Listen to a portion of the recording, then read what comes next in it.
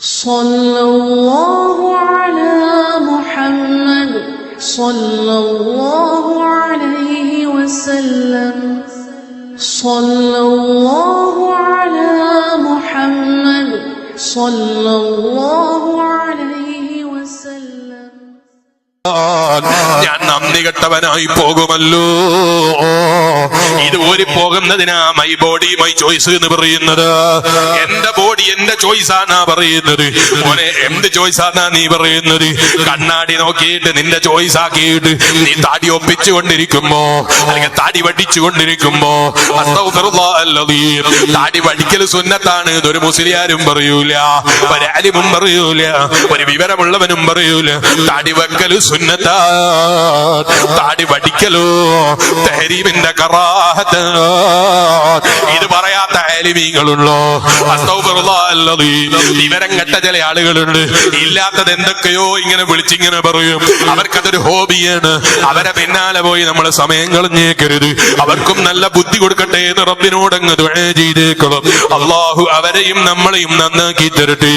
വയലുകൾക്കും മുഅ്മിനേ, താടി വടിക്കാനുള്ളതല്ല, വെക്കാനുള്ളതാണ്. ഖബറിലേക്ക് പോകുന്ന സമയത്ത് ഹബീബ് നബി മുഹമ്മദുർ റസൂലുള്ളാഹി സ്വല്ലല്ലാഹു അലൈഹി വസല്ലം തങ്ങളുടെ ഒരു തിരുനോട്ടം കിട്ടണം എന്ന് വിശ്വസിക്കുന്ന മുഅ്മിനാണോ? അവിടെ എന്റെ മുഖത്തേക്കല്ലേ ആദ്യം നോക്കേണ്ടത്. ആ മുഖത്തേക്ക് നോക്കുമ്പോൾ അവിടുത്തെ സുന്നത്തെടുക്കാത്ത താടി വടിക്കുന്ന വിവരം കെട്ട മുസ്ലിമായി നമ്മൾ മാറിപ്പോയിക്കൂടാ. നന്ദിയില്ലാത്തവനായി നമ്മൾ മാറിപ്പോയിക്കൂടാ. സുന്നത്ത് ജീവിതത്തിൽ മുറുകെ പിടിച്ചു. മുസ്ലിയാരെ 2-3 താടി നരച്ചതില്ലേ, അത് നാട്ടുകാരൊക്കെ കാണൂലേ, അപ്പൊ പിന്നെ പഠിക്കാന്ന് തീരുമാനിച്ചതാണ്. മോനെ, നാട്ടുകാരെ നിന്റെ രോമം നരച്ചത് കണ്ടാൽ ഇവിടെ ലോകം അട്ടിമറയാനില്ല. അതേ സ്ഥാനത്ത് നിന്റെ താടിയിൽ രോമമില്ലാതെ പഠിച്ചു വെച്ച താടിയുമായി ഖബറിലേക്ക് പോകേണ്ട ഗതികേടായാലോ. ഹബീബ് നബി മുഹമ്മദുർ റസൂലുള്ളാഹി സല്ലല്ലാഹു അലൈഹി വസല്ലം തങ്ങളും മലായികത്തും നമ്മളെ മുഖത്തേക്ക് നോക്കുമ്പോ ഒരു സുന്നത്ത് പോലും മുഖത്ത് കാണാനില്ലാത്തവനായി നമ്മൾ തരം താഴ്ന്നു പോയാൽ എത്ര വിവരം കെട്ടവന്.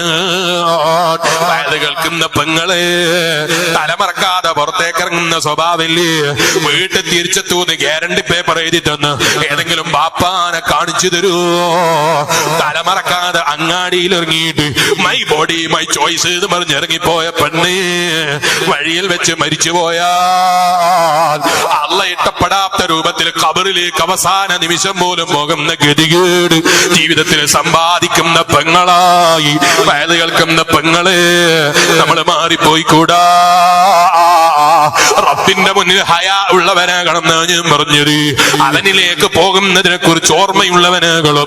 ആ പോകുന്ന യാത്രയുണ്ടല്ലോ, വല്ലാഖിബത്തുലിൽ മുത്തഖീൻ, അവസാന വിജയുണ്ടല്ലോ, അത് മുത്തഖീങ്ങൾക്കുള്ളതാണ്. ആ മുത്തഖീങ്ങളുടെ അടയാളങ്ങൾ നമ്മളെ ജീവിതത്തിൽ കാണണം.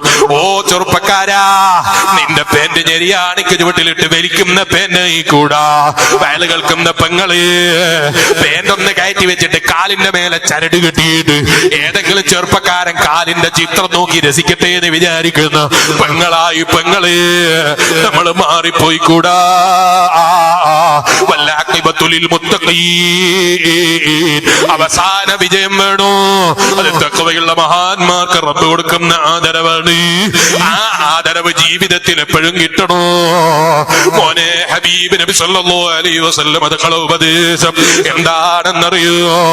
നീ നിസ്കരിക്കുന്ന സമയത്താണെങ്കിൽ പോലും ഇതെന്റെ അവസാനത്തെ നിസ്കാരമാണ്, അല്ലാഹ് ഈ നിലക്ക് നിസ്കരിച്ചോ, അടുത്ത നിസ്കാരത്തിന് ഞാൻ ബാക്കിയുണ്ടാകൂന്ന് വിചാരിച്ച് നീ നിസ്കരിക്കണ്ട.